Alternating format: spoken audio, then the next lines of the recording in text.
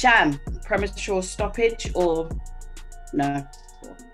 I don't think, particularly with AJ, I don't think it's the right moment in his career right now.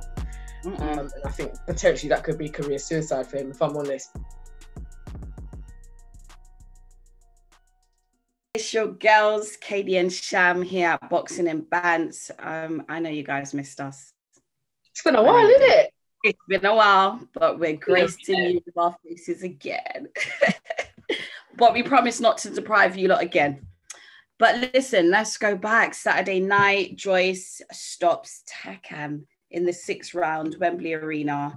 I guess he now preserves his status as the next WBO mandatory challenger for the winner of Anthony Joshua and Alexander USYK. Sham, premature stoppage or no? You know what? I see why people are saying it. It's really controversial. It's like, everyone seems to be disagreeing about it. From my perspective, no, it wasn't. I can see why people are saying it because it was less than a minute into that 6th round. They could have let it carry on a bit longer. He hadn't dropped. I get it. I get why people are saying it. However, he only threw 2 punches that whole round. And at the end, when the ref actually stopped him, he had been just basically cracked, just almost like hunched over. He wasn't doing anything. And the ref had been looking at him quite closely in the face. I don't know what he saw. I don't know if it was his eyes or something. Didn't look right. And he decided against it. I don't think so. What do you think? Just to add on to what you said, because I actually watched it back again and I noticed Takam stopped throwing punches and it was 2 minutes, 37 seconds, I believe, when I noticed he stopped throwing punches all the way until the ref, obviously stepped in. But that was at 2 minutes, 11 seconds. So for a whole, 26 seconds, he went throwing punches. So of course, the ref is going to stop it and step in because he's getting punched and he's not responding back. And you know what? Health is wealth. So, everyone's talking about, they're all saying, obviously about his resume, the caliber of fighter he is, he shouldn't have got it stopped and da-da-da-da-da. But guess what? God only knows what could have happened if the ref didn't stop it. So, at the end of the day, the ref has to make a decision, isn't it? He has to make the call. I don't know what the ref saw. I guess because Takam looked okay after the fight was over and speaking fine and, was contesting it, people felt it was unfair. And I think a lot of people were backing Takam in the sense that he put on a good show, as he always does, to be fair. He just gets to it from round 1, just brawling, So I can see why people think it, but I don't think it was early. I don't think so either. And to be fair, so going into the fight, I think they both looked in great shape. For me, Joyce took too many shots though. He took way too many. I didn't see much defense, feinting. He was slowing his movement. I was expecting a lot more than what I saw from him. I think the hopes are high following the Dubois fight, although it's weird because he did more in this fight than he did in the Dubois fight, because as you know, it was mainly a jab, wasn't it? But people are kind of a bit less impressed with him this time, I think. But the main things that I noticed of him is he let Takam get underneath him. And I don't know if it's the height thing or if he needs to maybe just learn how to deal with shorter boxers, because you got to block that off, from someone like Takam at his height getting underneath you. And he was getting hit by a few of them overhand rights. And that's what I noticed too. Do you think it's because obviously he's shorter, so he was allowing him to throw over rights because he was stepping in with the jab? Boy, I don't know. When he goes in with the jab, he doesn't protect himself from that overhead right. Yeah, it's an opportunity for a shorter boxer to get in and try and go over it. But all in all, he did what he had to do to win, but I can't say I was overly impressed by his performance. And, commiserations to Takam as well, because he, I think he did give it his all.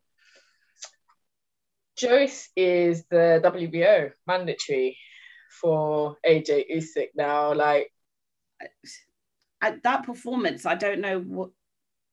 Is he ready for them? I would say no. I mean, I want everyone to drop a comment and say something. Do you guys feel like he's ready to fight either Usyk, AJ, look, and then the winner of Tyson Fury and AJ? Like, do you feel like he's in that caliber of heavyweights? Tell us what you think. Me personally, from the last performance that he just done, no. Yeah, I agree with that. That's not to say he can't get there. No. But he's still lacking on the speed, and maybe that's just Joe Joyce, you know, like he punches heavy, but it's too slow. It's still too slow for my liking. And I also think he's got to work on his defense. And I think the thing where he gets lucky is that he's got such a good chin, he was able to take those. But, you know, someone like AJ is not the same as Takam. If you're taking bombs from AJ, it's not the same level. Do you know what I mean? The combinations and everything, the tenacity, the quickness, the accuracy, he's not going to be able to handle it. Yeah. So like you said, he's definitely capable. He can definitely get there. But from what I just saw of his last fight, from Dubois to Takam now, they need to really, really work on his combinations, his defense. His defense has to be the main thing because he's not bobbing and weaving. Mm-hmm. He's just he's walking through. He walks. Just stands there, doesn't he? And just kind of takes them. But I think, he got lucky because he can. But, you know, that's not going to work all the time. No. And then in round 5 as well, just going back to the fight, he started to get a bit quicker. I started to see a little bit more from him. Yeah. And I think he threw a small uppercut. But then it's almost like it just reduced again. And I was just wanting more. So yeah, definitely to go up against that caliber of heavyweights, he needs to be very, very careful. Very careful. I don't think, particularly with AJ, I don't think it's the right moment in his career right now. And I think potentially that could be career suicide for him, if I'm honest. But there's a 2-fight deal with AJ and Usyk, so who knows when that's going to happen. I'll be interested to see if he sits and waits for the winner of that or moves on to someone else. But if you move on to someone else and you get beaten, you're no longer the mandatory. Yeah, you know what I mean? So it'll be interesting to see what he does. Yeah. There was a statement he said to BT Sport after his fight. He said, what I want is AJ or Usyk. Mm-hmm. I don't need any more tests. Who do you think's been his biggest test though? Thus far. I would say this fight here has been his biggest Takam, test. Isn't it? Yeah, I would say. And do you think he won convincingly? There were some rounds I gave to Takam earlier on. So yeah, I mean, look, he's going to say what he's going to say. I disagree with that. I think he needs a bit more experience near that top level.